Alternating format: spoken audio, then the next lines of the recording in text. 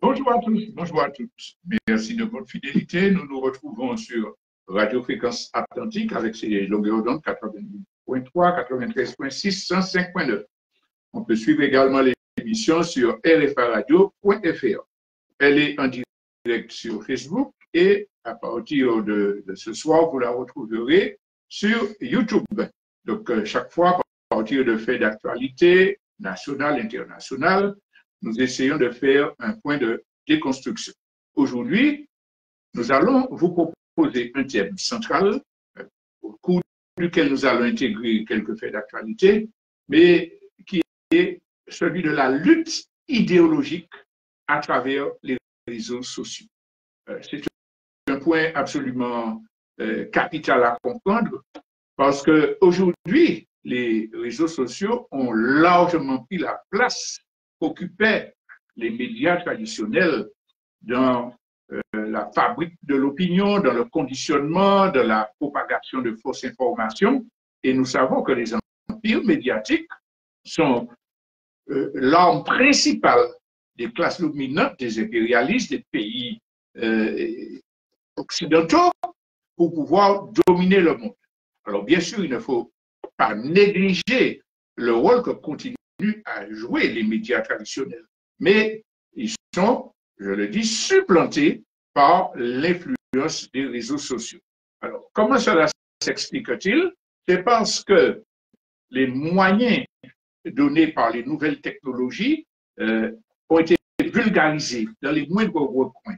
L'agressivité commerciale dans les marchands de technologie de communication font preuve et sont arrivés à un stade où, dans les moindres recoins que vous allez sur les marchés populaires d'Amérique du Sud, d'Afrique, les couches les plus pauvres, eh bien, vous voyez que presque tout le monde a un portable à la main en train de consulter. Ce qui n'était pas le cas avec les médias traditionnels, parce qu'on ne pouvait pas se payer un poste de télévision obligatoirement, une radio, même les ordinateurs sur lesquels on se requête, ça existait, évidemment, largement, mais avec les nouvelles technologies, les petits portables qu'on a à la main, mais les choses ont pénétré les moindres recoins de la planète, mais tout en étant sous le contrôle de quelques grandes firmes occidentales, celles qui dépendent de pays qui sont adversaires des Occidentaux, n'arrivent pas à pénétrer de la même façon. En tout cas, si l'outil pénètre, le contenu peut être censuré par les empires occidentaux. Donc, n'empêche que c'est les classes dominantes qui, à travers les réseaux sociaux, peuvent écraser, conditionner, développer une addiction profonde. Et je ne résiste pas au plaisir de donner un exemple de ce que c'est que l'addiction au portable. Un événement auquel j'ai assisté personnellement, un enterrement, tout le monde est concentré sur la peine, l'événement, et une dame âgée devant avec son portable en train de surfer, de regarder des vidéos juste devant moi. Alors je dis quand même. Et à un moment, le téléphone sonne intempestivement. Alors, elle regarde tout le monde, elle fait un geste d'excuse, elle met dans son sac. Et ça continue. Mais elle regarde le sac, finalement elle le reprend et elle recommence à surfer. Et c'est une dame relativement âgée. Je ne dis pas ça pour la discréditer, pour la condamner, quoi que ce soit. Je dis ça pour illustrer ce qu'on appelle le phénomène de l'addiction. Et si nous faisons un examen de conscience sérieux, chacun de nous peut voir que sa vie est modifiée par, dans le temps qui s'écoule, par l'utilisation de ces moyens technologiques-là. Donc, c'est pour cela que ces outils qui sont ultra démocratisés, je mets entre guillemets le démocratiser, touchent tout le monde et partout et sont le lieu principal de la lutte idéologique. C'est le terrain majeur de la lutte des idées qui est occupé par les capitalistes partout pour développer leur vision économique et idéologique. Mais cela va sur tous les plans. Sur le plan économique, pour commencer. La question des influenceurs, c'est une belle illustration. Pourquoi? Parce que par ce biais-là, la classe capitaliste, la classe dominante, casse les frontières apparentes entre les couches sociales, entre les classes sociales. Quelques jeunes, que ce soit dans les quartiers les plus populaires, peuvent rêver, à partir de modèles réels qu'ils voient, de devenir milliardaires. On devient influenceur du jour ou influenceuse du jour au lendemain. Et on gagne beaucoup d'argent.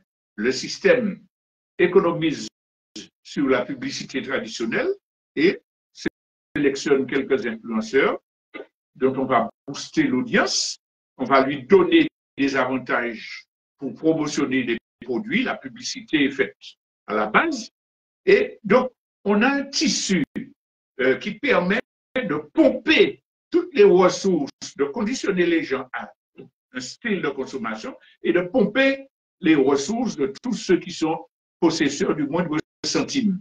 Donc ça, c'est sur le plan économique. Mais sur le plan idéologique, tout est fait pour cultiver l'individualisme, le goût de la consommation et puis de l'urgence, tout de suite. Et cela concerne pas seulement la jeunesse, tout le monde qui est accroché, qui est addict à ces réseaux sociaux. Donc, c'est idéologiquement, on est centré sur la consommation, sur la satisfaction immédiate de besoins personnels, mais derrière ça, il y a plus en matière de danger, puisqu'on va casser les codes sociaux. Alors, faites l'expérience au sortir de cette émission, vous tapez YouTube, la chaîne YouTube, et puis vous regardez ce que ça vous offre comme vidéo. Ça se déroule sous 2 ou 3 pages. La majorité des vidéos concernent des conduites antisociales.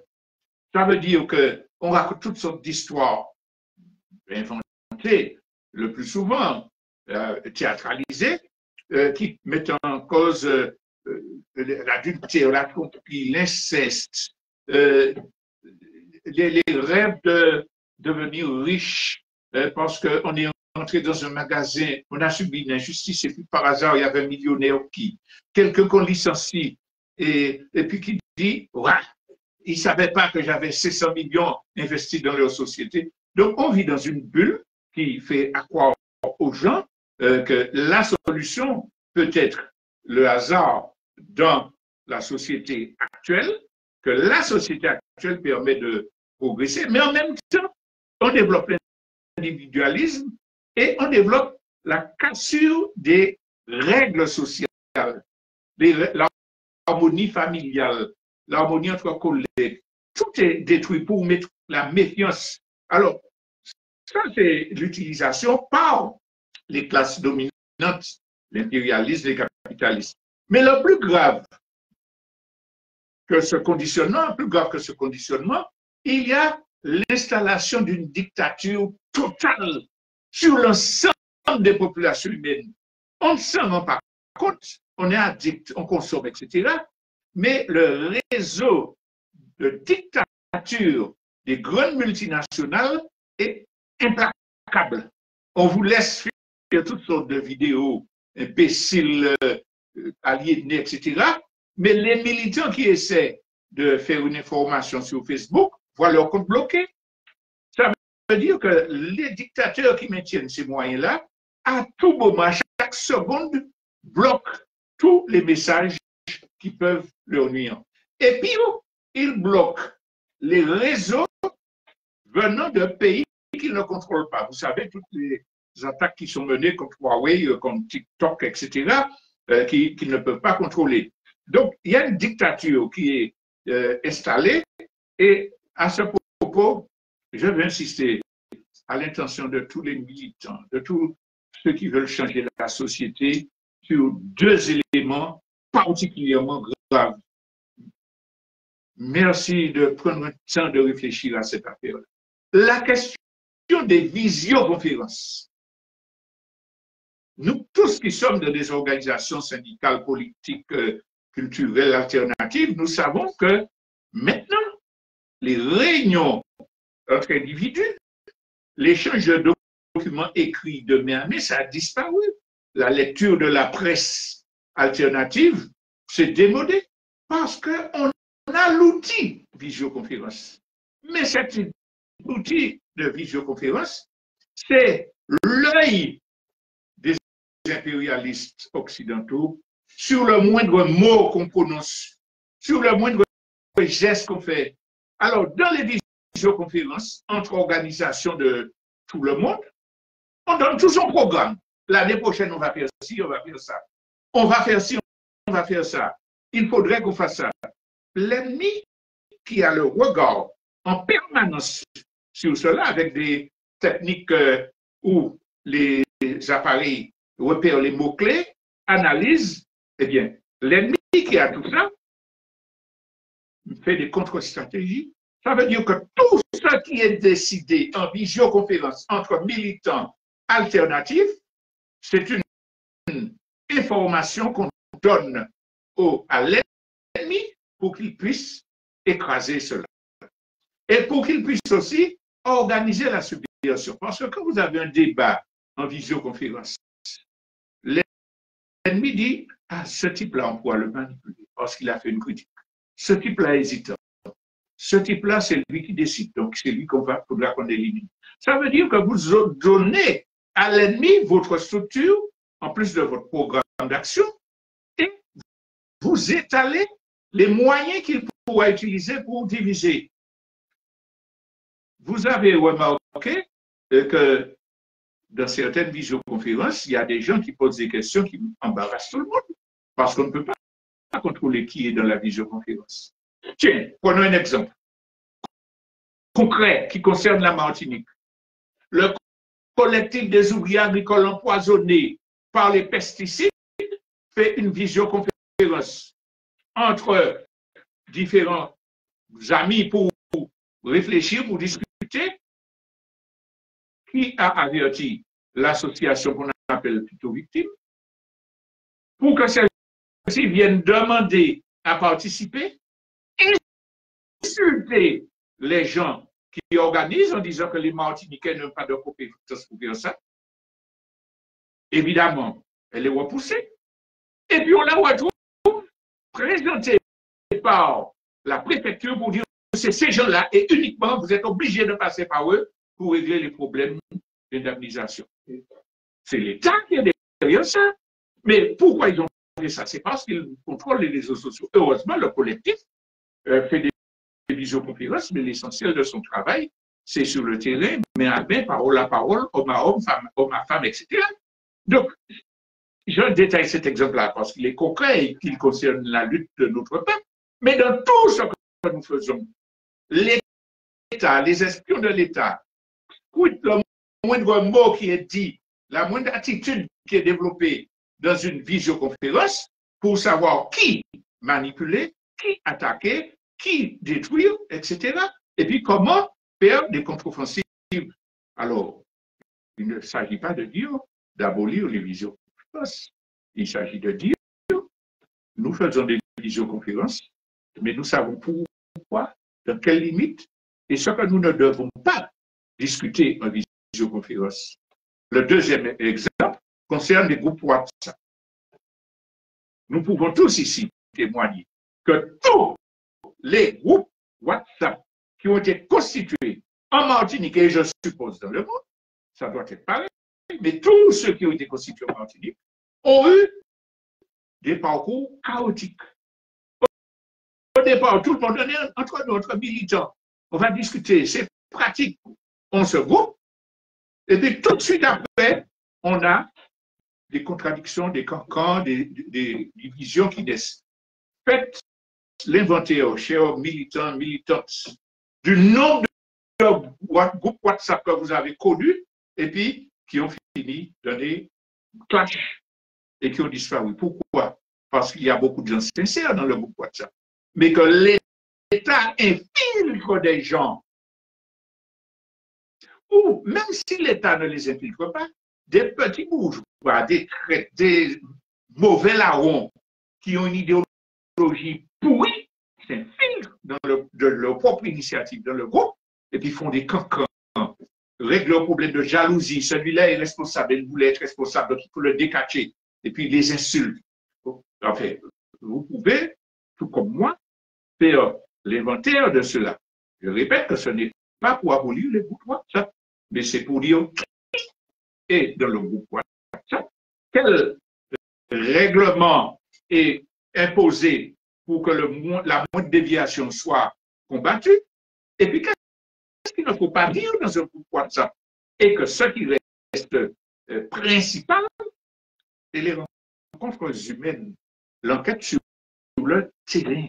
Oui, c'est plus difficile, oui, ça prend plus de temps, mais c'est tellement plus riche et tellement plus protecteur contre l'ennemi que plutôt que 2 visioconférences, on peut faire 2 sorties sur le terrain, aller chez les gens concernés pour parler, faire une petite réunion avec les éléments les plus sûrs pour dire, bon, comment on va gérer notre programme sur les 2 ans pour ne pas avoir à l'étaler aux yeux et aux oreilles des ennemis qui sont à l'affût.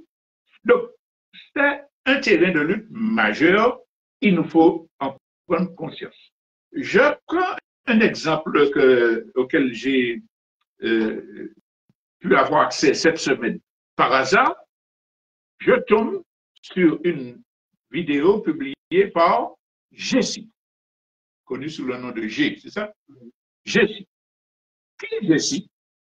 C'est l'une des jeunes militantes qui ont déboulonné des statuts du colonial.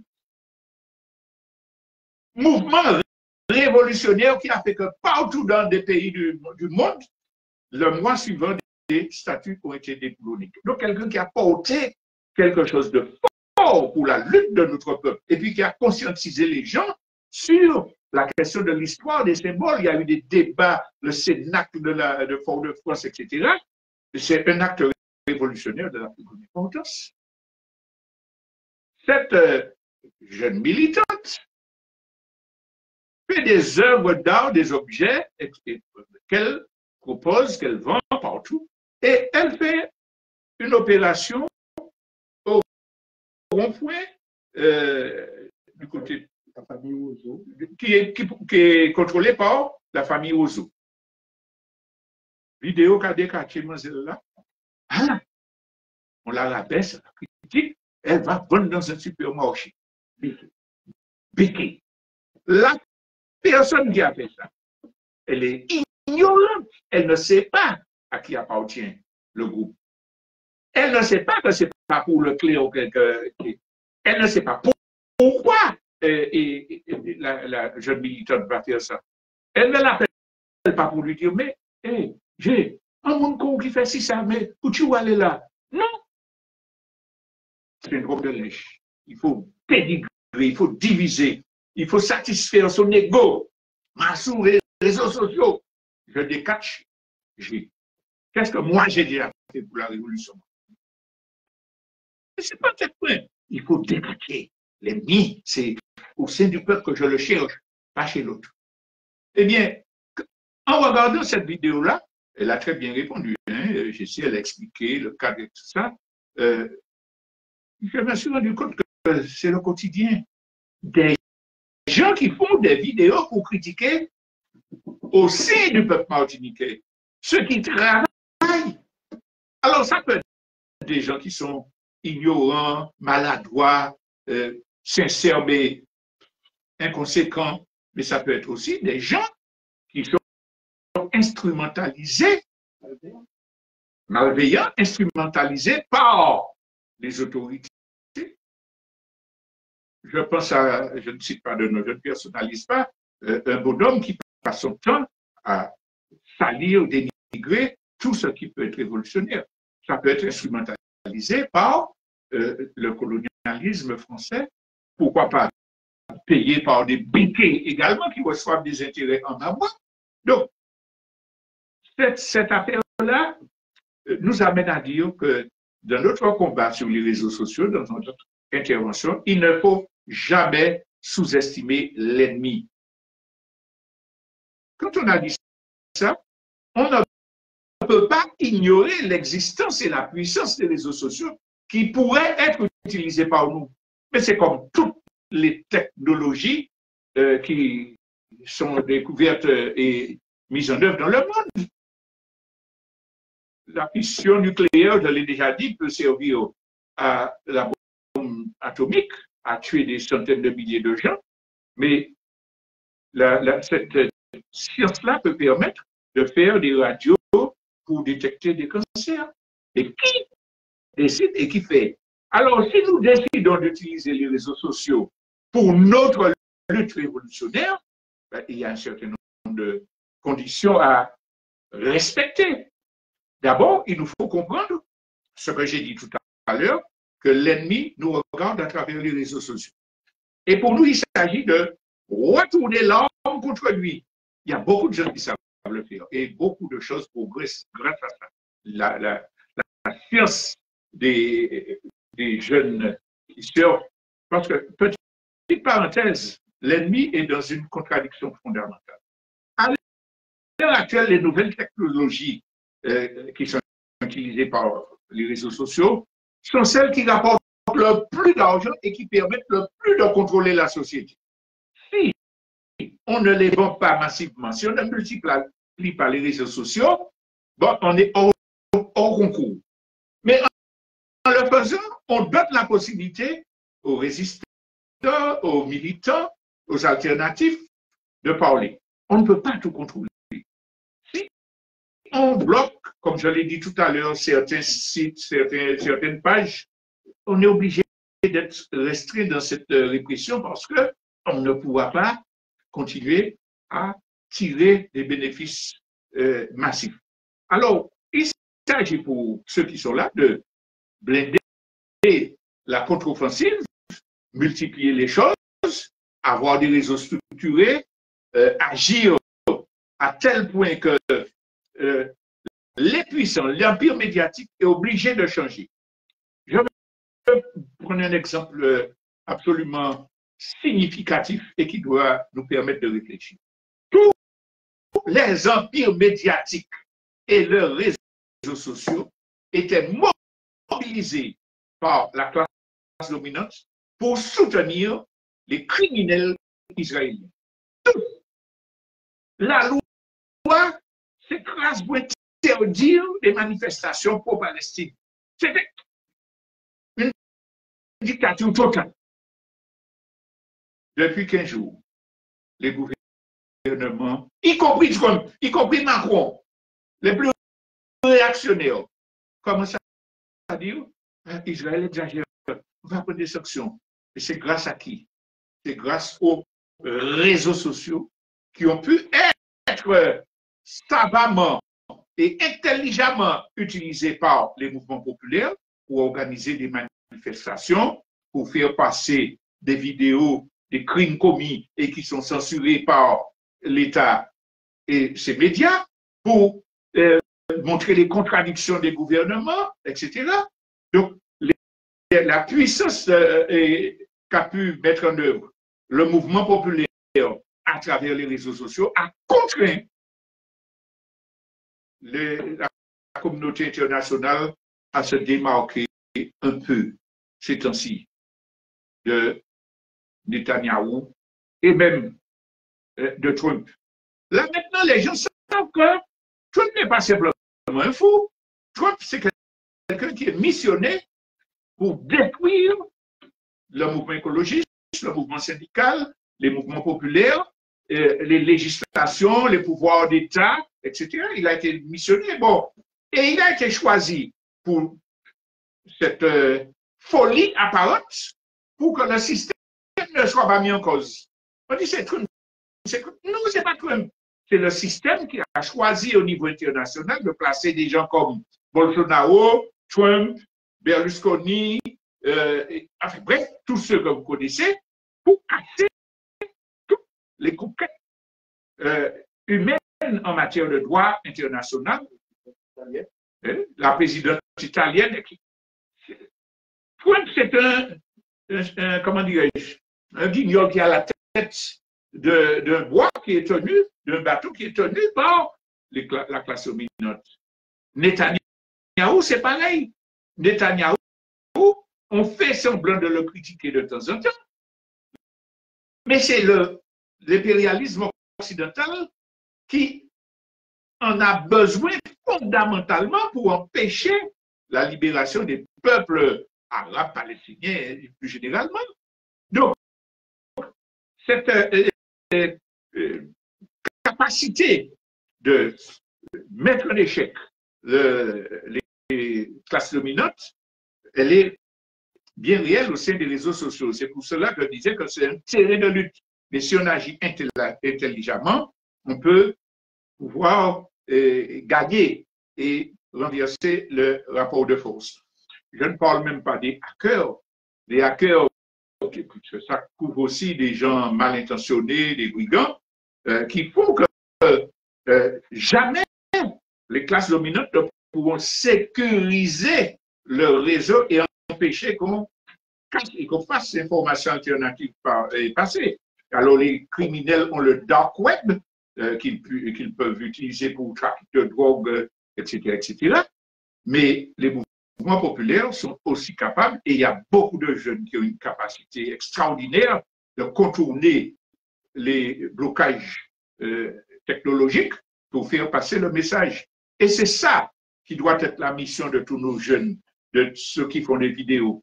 Contourner pour faire le message passer le plus largement possible. Mais cela demande qu'on ne fasse pas passer n'importe quel message parce qu'on est aliéné par l'idéologie officielle. C'est moi qui, je peux parler sans connaître le devoir de tous ceux qui sont sincères, et il y en a beaucoup, et qui malgré tout commettent des erreurs d'interprétation ou qui donnent des consignes, des directives qui se retournent contre le peuple. Le devoir de tous ces gens-là, c'est de se former humblement, de s'appuyer sur la pensée collective, sur l'échange, sur la connaissance des anciens, en apportant ce que les jeunes ont de nouveau pour éduquer les anciens aussi, pour qu'ensemble on trouve les meilleurs moyens. Je prends un exemple d'une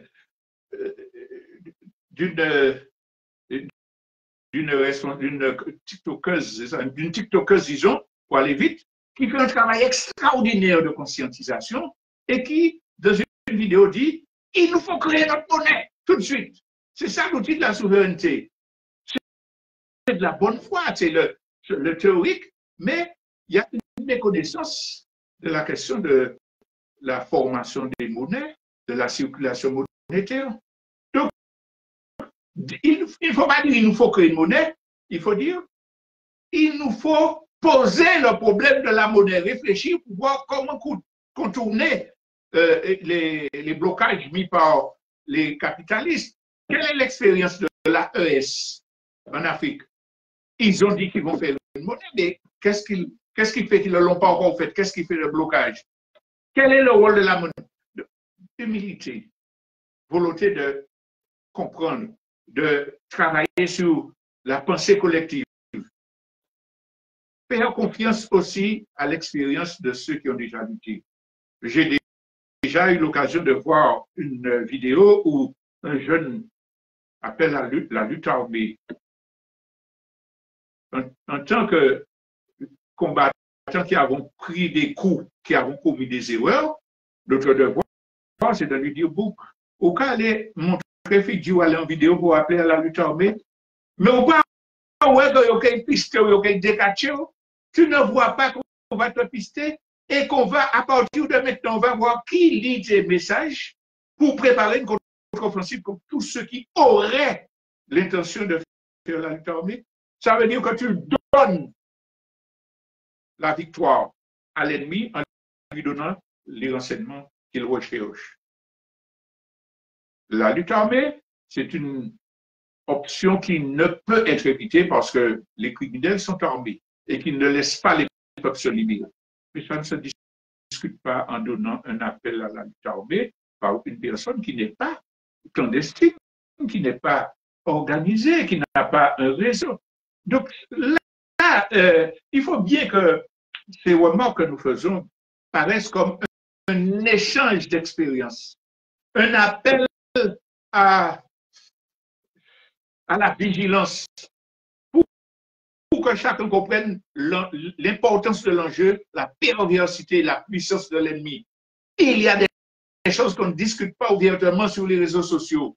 Donc, il ne s'agit pas de diminuer la valeur de l'engagement, le courage des gens qui osent parler à travers les réseaux sociaux. Il s'agit de leur dire tout ne peut pas être dit partout et n'importe comment. Il ne s'agit pas de les culpabiliser, encore pour faire. Non, nous avons tous commis des erreurs. Tous les militants, y compris les plus grands dirigeants révolutionnaires de par le monde, ont commis des erreurs. Mais ce qui a permis qu'ils avancent, c'est qu'ils les reconnaissent, qu'ils les corrigent, qu'ils en tirent des leçons. Donc, la leçon concernant les réseaux sociaux, c'est que oui, il faut absolument les utiliser, mais pour cela, il nous faut nous former à ce que nous disons, ce que nous transmettons, parce qu'on peut nous faire transmettre des choses ou orienter notre attention sur des choses superficielles. Donc, j'ai déjà pris cet exemple-là. Vous imaginez que quelqu'un vous dise, bon, laissez-moi vous opérer de votre cancer du côlon, parce que j'ai lu ou bien j'ai entendu, je n'ai pas fait ce genre d'études, je n'ai pas le matériel autour de moi pour aseptiser, etc. Je vous dis, mais non, attends. Mais c'est ça qui se passe quand on prétend donner des directives à quiconque, alors qu'on ne s'est pas formé, qu'on n'a pas appris les règles de développement de la société, on n'a pas appris des expériences de lutte de toutes ces révolutions qui sont faites de par le monde, qui ont réussi ou échoué, qui ont pu rebondir ou pas. Donc, humilité. Là, beaucoup de parmi ces gens qui sont dans les réseaux sociaux aujourd'hui ont des compétences extraordinaires, une puissance pour comprendre les technologies, voir quelle image il faut monter pour que ça tienne l'opinion. Mais si on le fait sans base théorique, on donne du pain béni aux ennemis, aux exploiteurs. Mettons cela à la disposition des luttes populaires en considérant que cet apport-là ne peut être valable que s'il ne se mêle aux apports, aux différences de vue, d'angle de point de vue de tous les autres pour décider de quelque chose dans le cadre, sur la base de la pensée collective. Là, et si on n'est pas dans une structure qui permet ces échanges-là, l'ennemi est arrivé à privilégier chez nous l'individualisme forcé, parce qu'il sait que ça ne mène pas. Si nous voulons combattre l'ennemi, il nous faut être structuré comme il est structuré. L'ennemi qui vous dit de ne pas vous organiser politiquement, il a ses partis politiques. L'ennemi qui vous dit de ne pas vous organiser, il a son forum de Davos pour décider des orientations. Il a l'ONU, la Cour pénale internationale pour vous massacrer. Il a ses forces de l'ordre pour matraquer et envoyer des lacrymogènes avec des structures, avec des directions, avec des orientations, avec des financements. Et puis, la Commission européenne, etc. Alors, et puis, voilà, vous avez pris un petit ordinateur et puis je combats l'ennemi. Et puis, quand un vieux qui a déjà fait certaines expériences malheureuses, je vous dis, mais attention, sortez là, c'est moi. Non, soyons humbles, soyons efficaces. Si nous voulons réellement servir les intérêts de notre peuple, mais également de la révolution qui est en train de se faire au niveau mondial. Ça ne s'improvise pas. Alors, je n'arrive à la conclusion. L'heure de la révolution décisive est venue. Les conditions d'élaboration des Occidentaux, de leur économie, de leur idéologie, de leur société, viennent se joindre à des pensées nouvelles, à des pratiques nouvelles, à des vouloirs nouveaux qui peuvent sauver l'humanité. Donc, il ne faut plus détourner les yeux et rester dans des illusions fumeuses. On pourra se sauver individuellement. Ouais, on va convaincre le gouvernement. Non, maintenant il faut choisir son camp. C'est soit je me rends complice de la barbarie, des catastrophes que ce système-là entraîne, des misères qu'il génère, ou bien au contraire, je choisis le camp de la résistance, de la reconstruction, de la révolution. Et ça veut dire que choisir ça, ça veut dire se former, s'armer idéologiquement, s'organiser au niveau où on le peut. On ne peut pas tout faire dans n'importe quelle condition. Chacun porte ce qu'il peut porter. Mais l'essentiel, c'est d'être organisé et de se sentir combattant de la cause humaine dans le cadre collectif. C'est le choix qui se dessine devant nos yeux. Alors, à chacun et à chacune d'entre nous de répondre dans quel camp dois-je me trouver. Je vous remercie de votre attention et nous nous retrouverons la semaine prochaine pour un autre point de déconstruction.